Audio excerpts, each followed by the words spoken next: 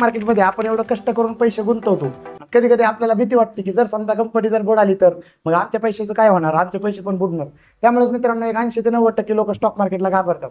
पण मित्रांनो मी तुम्हाला असं एक सत्य सांगणार आहे की ते सत्य बघून तुम्ही सुद्धा एकदम आश्चर्यचकित होणार. कारण की मित्रांनो एक कंपनीच्या एक पूर्णपणे फायनान्शियल अभ्यास करताना एक असा पॅरामीटर असतो की ज्या पॅरामीटरचं जर तुम्ही लक्षात घेतलं तर तुमच्या इव्हन कंपनी जरी बंद पडली तरी तुमच्या शेअर्सला पैसे मिळणार आणि तुम्हाला पैसे म्हणजे कंपनी बंद पडली तरी त्या कंपनीसोबत तुमचे पैसे बुडणार नाहीत. मग तो पॅरामीटर कोणता हे लक्षात घेणं मित्रांनो गरजेचं आहे. मग त्यासाठी मित्रांनो एक पर्सनली मी माझी ओळख करून देतो. मी अजित मोरे, डॉक्टर मोरे वेल्थ ह्याच्या काही चॅनलच्या माध्यमातून मी जे काय तुम्हाला व्हिडिओज फायनान्शियल रिलेटेड बनवतोय ते व्हिडिओज तुमच्यापर्यंत माझा पोहोचवण्याचा प्रयत्न असतो. त्यासाठी आपल्या चॅनलला तुम्ही अगोदर सबस्क्राईब करा, बेल आयकॉनला प्रेस करा, म्हणजे इंटरेस्टिंग जे काही फायनान्शियल व्हिडिओज असतात ते व्हिडिओ तुमच्यापर्यंत येऊन पोहोचतील. तर ॲक्च्युअल मित्रांनो बघितलं तर एक स्टॉक मार्केट म्हणजे जे काही एक बेसिक लेवलच्या गोष्टी असतात की आपले जे काही डायरेक्ट स्टॉक घेतो म्हणजे डायरेक्ट आपण ती त्या कंपनीचा एक कुठेतरी एक शेअर होल्डर बनतो, बरोबर. मग आपल्याला सगळ्यांना एकच काळजी असते की आपण कंपनीत आपण जे काही शेअर्स घेतलाय तो शेअर्स हळूहळू वाढला पाहिजे, आपण शेअर्स घेतलेली किंमत हळूहळू वाढली पाहिजे, म्हणजे आपल्या पैशाला वाढ भेटली पाहिजे. प्रत्येकाचा एकच उद्देश असतो. परंतु त्या पैशाची जी काही रिस्क साईड असते ती म्हणजे कोणती, की कंपनीवर जास्त कर्ज असलं किंवा कंपनीनं सेल्स जास्त झालेलं नाही किंवा कंपनीने जे काही कंपनीने व्यवस्थित परफॉर्मन्स नाही केला तर आपले पैसे कमी होतात. मग मित्रांनो अशा गोष्टी म्हणजे तुम्ही जे काय लक्षात घेताय ना ह्या गोष्टी तुमचे जे काही अडचणी आहेत किंवा तुमच्या जे शंका आहेत ह्या शंका खरोखर एकदम क्लिअर आहेत. मग त्यासाठी मित्रांनो एक बुक व्हॅल्यू ही जे काय मित्रांनो एक अशी कन्सेप्ट असते की ती कन्सेप्ट तुम्ही जर लक्षात घेतली स्टॉक खरेदी करताना ती जर बुक व्हॅल्यू जर तुम्ही लक्षात घेतली तर तुम्हाला तुमचे जे काही स्टॉकची रिस्क साईड आहे ती पूर्णपणे कमी होऊन जाईल. ओके.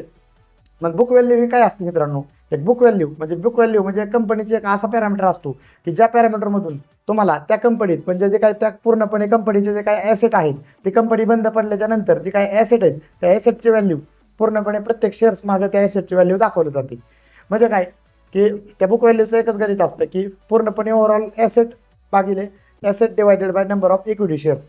मग जे काय ह्याचा मित्रांनो ह्या बुक व्हॅल्यू बघितलेला सगळ्यात फायदा तुम्हाला काय होतो की तुम्हाला लक्षात येतं की आपण एखादा 100 रुपयाचा शेअर घेतो, मग ही जर कंपनी बंद पडली तर आपल्याला 100 रुपये बुडणार की आपल्याला काय थोडे रिटर्न्स पैसे आपलं गव्हर्नमेंट देणार. लक्षात घ्या आतापर्यंत जे काही स्टॉक मार्केटमध्ये स्कॅम झालेत किंवा जे काही मोठमोठ्या गोष्टी झालेल्या आहेत शेवट ॲक्च्युअल अगोदर गव्हर्नमेंट त्या कंपनीला सील मारतं आणि त्यानंतर आपलं जे काही त्याचं ॲसेट असतं ना आपण म्हणतो की ॲसेट लिक्विडेट केले. म्हणजे आपण जर तुमच्यावर जर समजा एखादं कर्ज असले तर ते कर्जाची जर फाईल जर मंजूर झाली तर ते कर्जाची फाईल पूर्ण कोर्टात जाते आणि कोर्ट तुमच्या कुठेतरी जमीन किंवा काही आपण जर त्याला जर मॉर्गेज दिलेलं असलं तर ते सील करतं. म्हणजे ह्या पूर्णपणे गोष्टी मित्रांनो लिगली कंप्लायन्सच्या अंतर्गत होतात. मग असं ज्यावेळेस एक security exchange board of India ह्याचं जे काही स्टॉक मार्केट यांच्या अंतर्गत वर्किंग होतं त्यामुळे कंपनीचं ज्यावेळेस पूर्णपणे स्टॉक मार्केटमध्ये लिस्ट होते त्यावेळेस ह्या सगळ्या फायनान्शियल पॅरामीटर कंपनीला पब्लिकली डिस्क्लोज करावं लागतं. त्यामुळं एक कंपनीने एक असं बी गोष्ट म्हणजे कंपनीचे असे ॲसेट असतात ते प्रत्येक इक्विटीच्या अगेन्स्ट ॲसेट किती आहे हे पण मित्रांनो कंपनीने ते डिस्क्लोज केलेलं असतं. त्यामुळे कंपनीला जरी टाळा लागला तरी तुमच्या पैशाला तुम्हाला जे काही बुक व्हॅल्यूप्रमाणे तुमचे पैसे तुम्हाला रिटर्न मिळतात.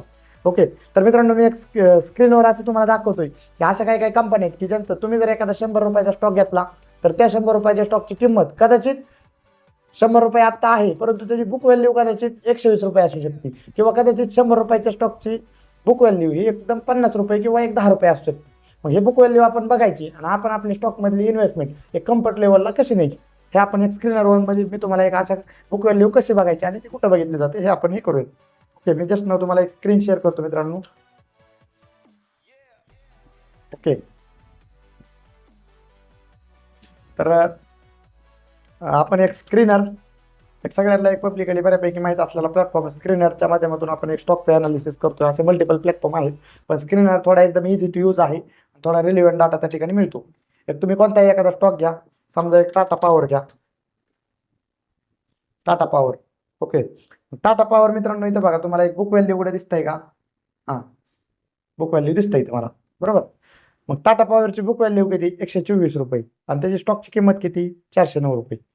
मग बुक व्हॅल्यू आणि इथे एक प्राईस टू बुक व्हॅल्यू ही 3.31 म्हणजे याचा रेशो असतो. मग 131 म्हणजे टाटा पॉवर सारखी दिग्गज कंपनी जरी समजा कोलॅप्स झाली तरी आपल्याला एक प्रत्येक स्टॉक होल्डरला 124 रुपयाने आपल्याला पैसे मिळणार हे तर डन होतं तिथं. कारण की बुक व्हॅल्यू म्हणजे टाटा पॉवरकडे असणारी प्रॉपर्टी त्याचं डिवायडेड बाय ते केलेलं असतं.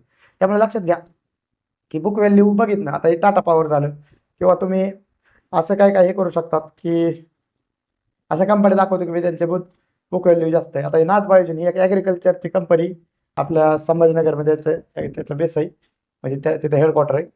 मग इथं बुक व्हॅल्यू जर बघितलं तर ह्याचे मित्रांनो बुक व्हॅल्यू आहे 358 रुपये. 358 रुपये बुक व्हॅल्यू आहे आणि स्टॉकची किंमत आहे 169 रुपये. लक्षात घ्या, म्हणजे कंपनी जरी बुडाली तरी तुम्ही 169 रुपये गुंतवल्यात तर जवळजवळ 358, म्हणजे जवळजवळ तुम्हाला डबल पैसे तरी सुद्धा मिळणार. म्हणजे ही इंटरेस्टिंग गोष्ट आहे मित्रांनो. एक स्टॉक म्हणजे कसं आहे, इन्व्हेस्टमेंटच्या मल्टिपल स्ट्रॅटेजी असतात. मग त्याच्यातनं ही जी काय बुक व्हॅल्यू जर जास्त बुक व्हॅल्यू स्टॉकपेक्षा असणारे जर तुम्ही स्टॉक घेतला तर लक्षात घ्या की तुम्हाला खाली जाण्याचे जास्तीत जास्त चान्सेस नसतात, तिथे एकदम तुमची रिस्क फ्री होती. मग ह्या बुक व्हॅल्यूपेक्षा जास्त कंपन्या आपल्याला कशा निवडायच्या, त्यासाठी मित्रांनो एक स्क्रीनरवर आपल्याला असा एक स्क्रीन आपल्याला एक अशी क्रिएट करता येते की stock price is less than book value. Book व्हॅल्यूपेक्षा स्टॉक प्राइस छोटी पाहिजे. हां, लक्षात घ्या 1339 कंपन्या इथं स्क्रीन झालेल्या आहेत त्या फिल्टरमध्ये.